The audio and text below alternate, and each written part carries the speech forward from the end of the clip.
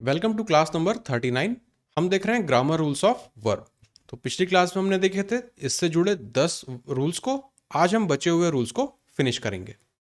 तो rule number 11, when to और मोर subjects are joined. तो यहाँ पर हम बात कर रहे हैं दो या दो से ज़्यादा सब्जेक्ट्स को जब हम ज्वाइन करेंगे, किस फ्रेज से हम ज्वाइन करेंगे। तो एज वेल एज दिखे, like, unlike, besides, in addition to, and not, together with, along with, इस तरह के और भी हमारे कुछ फ्रेज हैं। इन फ्रेज के साथ जब हम दो या उनसे ज़्यादा सब्जेक्ट को आपस में जोड़ेंगे, तब जो वर्ब का हम प्रयोग करेंगे वो होगी हमारे पहले सब्जेक्ट के अकॉर्डिंग। इस चीज़ को आप एग्जाम्पल से देखिए। Priyanka and not her sisters are going to the party. अब यहाँ पे सब्जेक्ट की अगर मैं बात करूँ तो एक तो हो गई प्रियंका, दूसरा नॉट हर सिस्टर्स, तो सिस्टर्स हो गई दूसरा हमारा सब्जेक्ट यहाँ पे। अब यहाँ पे जो वर्ब आया है वो है आर। तो ये आर जो है वो किसके हिसाब से होना चाहिए? रूल के हिसाब से एंड नॉट हर, ये हमारा फ्रेज है, इससे हमने जोड़ा है तो पहले सब्जेक्ट के हिसाब से होना चाहिए। तो पहला सब्जेक्ट हमारा सिंगुलर है, तो यहाँ पे वर्ब जो है वो भी सिंगुलर यूज में आनी चाहिए, इसलिए ये सेंटेंस हुआ हमारा गलत। सही सेंटेंस क्या होगा? Priyanka and not her sisters is going to the party. अब ये सेंटेंस हमारा सही है। तो जब भी किसी सेंटेंस में दो या दो से ज़्यादा सब्जेक्ट आपको दिखे और उन्हें इस तरह से कुछ फ्रेजेस से जोड़ा हो, ये कुछ एग्जाम्पल के तौर पे मैंने यहाँ पे लिखे हुए हैं, तब जो वर्ब का प्रयोग होगा वो किसके हिसाब से एग्री करेगा? वो पहले वाले सब्जेक्ट के हिसाब से एग्री करेगा।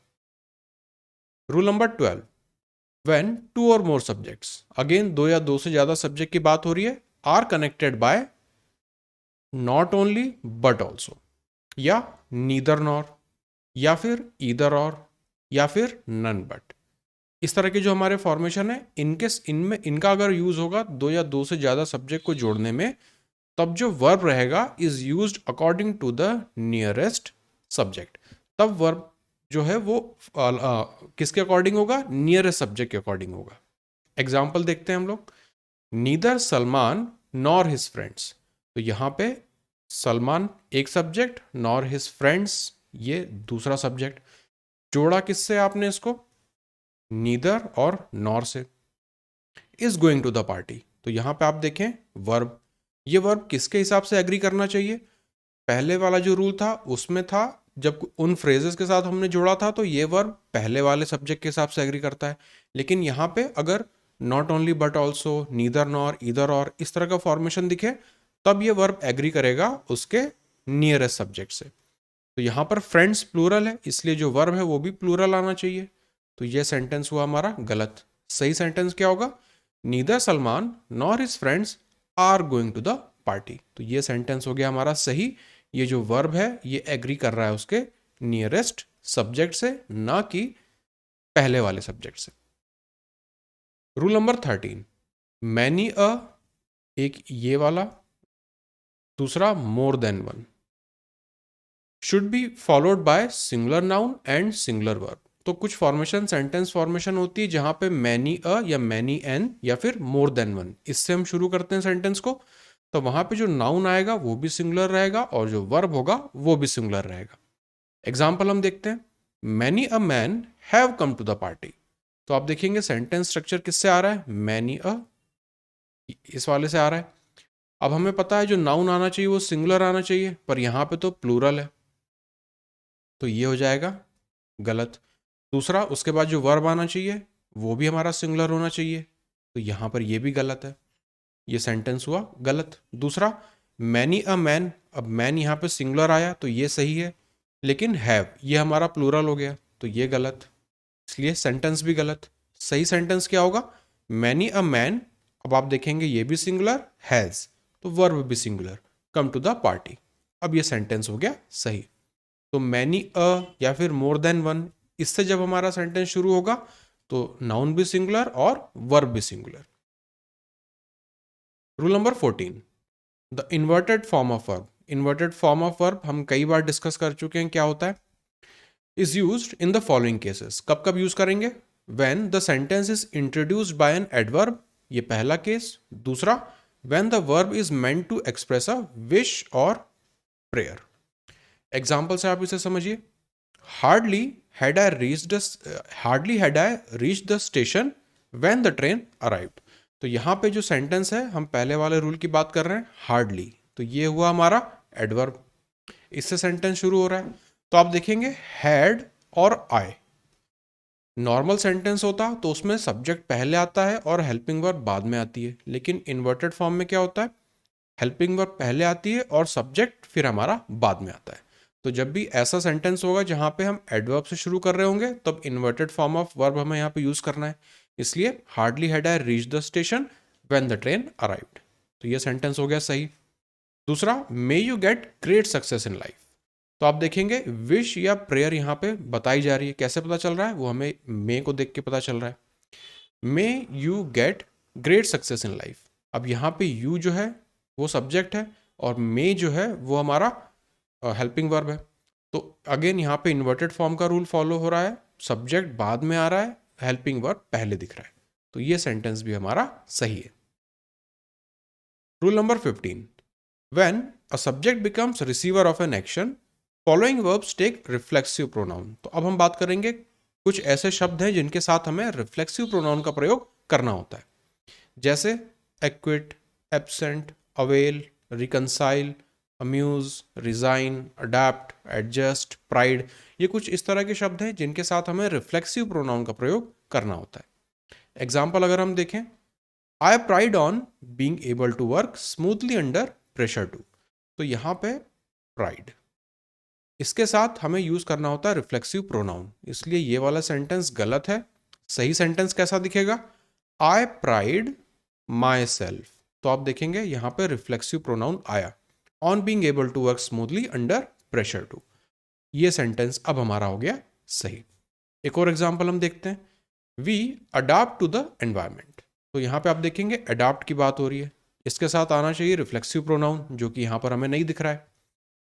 सही सेंटेंस कैसा दिखेगा, वी अडाप्ट आवरसेल्व्स। तो अडाप्ट के साथ रिफ्लेक्सिव प्रोनाउन भी हमें दिखा, अब ये सेंटेंस हो गया हमारा सही।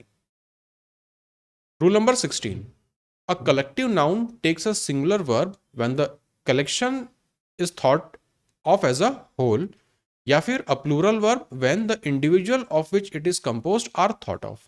ऐसे एग्जाम्पल हम पहले भी देख चुके हैं, तो एक बार और हम इसे देख लेंगे। The council has chosen the president. तो यहाँ पे काउंसिल क्या है, वो है हमारा कलेक्टिव नाउन, और it takes a singular verb when the collection is thought as a whole.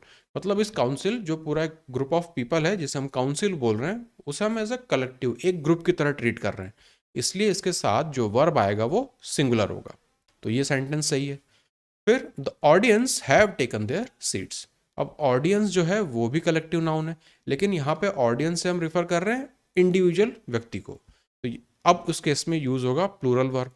तो the audience have taken there seats, ये एग्जाम्पल भी हमारा सही हो गया। तो जरूरी नहीं कि ये आपको वर्ड्स दिखे यहाँ पे तो उसके बाद ऐसा ही फॉलो होगा, क्या मीनिंग दे रहा है सेंटेंस, हम उसके हिसाब से डिसाइड करते हैं कि हम उसे कलेक्टिव ट्रीट करेंगे या फिर उसे इंडिविजुअल ग्रुप मेंबर्स को वहाँ पे ट्रीट करेंगे। तो उस हिसाब से हमें पता चलेगा, अगर एक साथ ग्रुप बना के ट्रीट कर रहे हैं एज अ सिंगल एंटिटी, तब हम वर्ब यूज करेंगे सिंगुलर। अगर हम अलग अलग उसके मेंबर्स की बात कर रहे हैं, तब हम बात करेंगे या वर्ब यूज करेंगे उसके लिए प्लूरल। प्लस एक चीज और रहती है, जब एक कंसेंसस बन रहा होता है इस तरह के कलेक्टिव नाउन में, जैसे कि ज्यूरी, कमेटी, काउंसिल, जब कंसेंसस बन रहा होता है, लोग एक मत से किसी चीज को पास कर रहे होते हैं या फिर अपनी राय दे रहे होते हैं, तब भी वहां पे हम सिंगुलर वर्ब यूज करते हैं। या फिर अगर उस ग्रुप में डिवीजन होता है, मतलब वो लोग एग्री नहीं कर रहे होते हैं किसी बात पे, तो वो जो सेंटेंस लिखा हुआ रहता है वहां पर हम फिर प्लूरल वर्ब यूज करते हैं। तो ये इस तरह के रूल हम पहले पिछली क्लासेस में देख चुके हैं। Rule number 17, when the subject of the verb is relative pronoun, care should be taken to see that the verb agrees in number and person with the antecedent of the relative। मतलब वो relative किसे refer कर रहा है उसके हिसाब से हमारा वर्ब आना चाहिए। एग्जाम्पल से आप समझिए, I who is your friend will guard your interest. अब यहां पे अगर इस सेंटेंस को देखूं तो एक नजर देखने में कोई हमें गलती पता नहीं चलती, लेकिन गलती कहां पर है, सबसे पहले बात आ रही है रिलेटिव प्रोनाउन की, तो वो है यहां पर हु। अब ये किसके रिस्पेक्ट में आ रहा है, तो ये आ रहा है आई के रिस्पेक्ट में दोनों जगह। तो रिफर ये किसे कर रहा है, आई को कर रहा है, वही हमारा यहाँ पे मेन नाउन है। तो जो वर्ब आनी चाहिए ये वाली, ये किसके अकॉर्डिंग होनी चाहिए, हु के अकॉर्डिंग या फिर आई के अकॉर्डिंग। तो वर्ब होनी चाहिए हमारी आई के अकॉर्डिंग, वही होता है एंटीसीडेंट ऑफ द रिलेटिव। तो यहां पर आई जो है वो है एंटीसीडेंट ऑफ रिलेटिव प्रोनाउन। आई के साथ हमेशा वर्ब कौन सी यूज करते हैं हम, एम, न कि इज। इसलिए ये वाला सेंटेंस है गलत। सही सेंटेंस में आपको एम दिखेगा। तो I who am your friend will guard your interest. अब ये सेंटेंस हो गया हमारा सही। Rule number 18, usually gerund is used after mind या डिनाई। तो कई तरह के सेंटेंस जहां पे माइंड और डिनाई का यूज कर रहे होते हैं, ज्यादातर उनके बाद जेरंड आता है। एग्जाम्पल से हम इसे समझते हैं। तो यहां पर ये आपको सेंटेंस दिया हुआ है, Kirti does not mind to be disturbed while she is reading the newspaper. अब यहां पे हमें डिटेक्ट करना है एरर कहां पर है। तो जैसा यहां पे बताया था माइंड या डिनाई, इसे हम देखते हैं। तो Kirti does not mind to be disturb, तो यहां पे टू बी का फॉर्म दिख रहा है आपको, जबकि आना क्या चाहिए जेरंड। तो यहां पर क्या, इसलिए ये वाला सेंटेंस जो है एरर कहां पर है, बी वाले पार्ट में, पहली चीज। अब इसे हम करेक्ट कैसे करेंगे, टू बी की जगह हम जेरंड का फॉर्म यूज करेंगे। तो बी का आईएनजी फॉर्म क्या होगा, being. Kirti does not mind being disturb while she is reading the newspaper. अब ये सेंटेंस हो गया हमारा सही। Rule number 19, generally a large number of is followed by plural verb while the large number of is followed by singular verb। तो जब यहाँ पे indefinite article आ रहा है तब हम यूज करते हैं plural verb, और जब definite article आ रहा होता है तब हम यूज करते हैं singular verb। कब, जब इस तरह का फ्रेज आपको दिखे, a large number of या फिर the large number of। Example से देखते हैं, a large number of students was absent। तो यहाँ पे a large number of है, इसलिए यहाँ पे was की जगह वर आना चाहिए।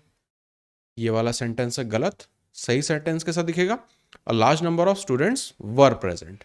अब ये हो गया सही। दूसरा, the number of tourists have gradually fallen off. अब यहाँ पे the number of definite article आ रहा है, उसके बाद जो वर्ब आना चाहिए वो सिंगुलर होना चाहिए, इसलिए ये सेंटेंस है गलत। सही सेंटेंस क्या होगा, the number of tourist has gradually fallen of. The के साथ आ रहा है हमारा यहाँ पे हैज। अब ये सेंटेंस हो गया सही। तो ये कुछ एक इंपॉर्टेंट सा फ्रेज है जो आपको ध्यान रखना है। दूसरी बात, आप देखेंगे स्टूडेंट्स, टूरिस्ट, यहाँ पे ये सारे प्लूरल हैं, उसके बाद भी आगे आपका कौन सा वर्ब आएगा, वो सिंगुलर होगा या प्लूरल होगा, वो डिसाइड करता है ये वाला phrase. Rule number 20, if it is high time या फिर इट इज अबाउट टाइम या फिर it is time is used in a sentence, verb का सेकंड फॉर्म, बी टू मतलब वर्ब का second form comes in the sentence. Example से इसे आप समझिए, it is high time you start working hard. तो यहां पे इट इज हाई टाइम, जब भी इस तरह का आपको फ्रेज दिखे तो उसके बाद जो आपका वर्ब आएगा वो कैसा होना चाहिए, सेकंड फॉर्म का होना चाहिए। यहां पे तो नहीं है, इसलिए ये हुआ हमारा गलत सेंटेंस। सही क्या होगा, it is high time you started working hard. अब ये सेंटेंस हो गया हमारा सही। तो ये कुछ स्पेशल ग्रुप ऑफ वर्ड्स या स्पेशल फ्रेज है जिसके बाद हमें ध्यान रखना होता है कि जो वर्ब का फॉर्म आएगा वो होगा second form of verb. Last rule, would rather. अब यहां बात कर रहे हैं इस ग्रुप ऑफ वर्ड या इस फ्रेज की जो कि है वुड रैदर। तो would rather is followed by V1 मतलब वर्ब के first form, and after then again V का फर्स्ट फॉर्म, यानी वर्ब का फर्स्ट फॉर्म हम यूज करते हैं। एग्जाम्पल से इसे आप समझिए, Komal would rather spend a quiet evening than attending a party. तो यहां पर हमें एरर आइडेंटिफाई करना है, दूसरा वुड रैदर। तो यहां पे मुझे दिखा वुड रैदर, उसके बाद जो वर्ब का फॉर्म है वो कैसा दिखना चाहिए, मुझे फर्स्ट फॉर्म दिखना चाहिए। तो यहां पे मुझे दिखा वर्ब का फॉर्म स्पेंड, फिर देन दिखेगा इस तरह के सेंटेंस में। तो यहां पर मुझे दिखा देन, और उसके बाद जो वर्ब का फॉर्म आना चाहिए वो अगेन फर्स्ट फॉर्म में होना चाहिए, पर यहां पे मुझे दिखा आईएनजी फॉर्म, इसलिए ये वाला सेंटेंस है गलत। एरर कहां पर है, सी में, इस वाले पॉइंट पे एरर है। तो उसे सुधारेंगे हम कैसे, देन अटेंड। इसका हम फर्स्ट फॉर्म लिख देंगे।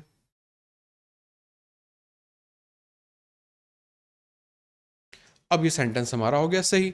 तो would rather spend a quiet evening than attend a party. तो ये कुछ इंपॉर्टेंट रूल थे जहां पर अक्सर गलती होती है, प्लस कुछ ग्रुप ऑफ वर्ड या फ्रेजेस के आसपास ये जो रूल है वो हमारे बने हुए हैं। तो नॉर्मल तरीके से देखें तो हमें कभी पता भी नहीं चलेगा कि हम ऐसा कुछ करना है, अगर ये स्पेशल फ्रेजेस या ग्रुप ऑफ वर्ड से हम हमारी अच्छी खासी पहचान नहीं है तो। इसलिए ये कुछ इंपॉर्टेंट रूल थे जो कि कई बार हम अपनी प्रिपरेशन में मिस कर जाते हैं, और इस पर बेस्ड एरर लगभग हर साल एग्जाम में दिखते ही दिखते हैं। तो इंपॉर्टेंट रूल्स हैं, ये सब आप रिवाइज करिएगा एग्जाम से पहले। और पहला पार्ट और दूसरा पार्ट दोनों मिला के टोटल 21 इंपॉर्टेंट रूल्स हैं। इन्हें आप रिवाइज कीजिए अपनी बुक में, जहाँ पर हो वहाँ पर इन्हें मार्क कर लीजिए। अगर किसी वजह से वहाँ पर नहीं है तो उन्हें आप लिख लीजिए, अपने नोट्स में लिख लीजिए, और इसी तरह से अपनी प्रिपरेशन को कंटिन्यू रखिए। तो आज की क्लास को हम खत्म करते हैं, मिलते हैं अगली क्लास में।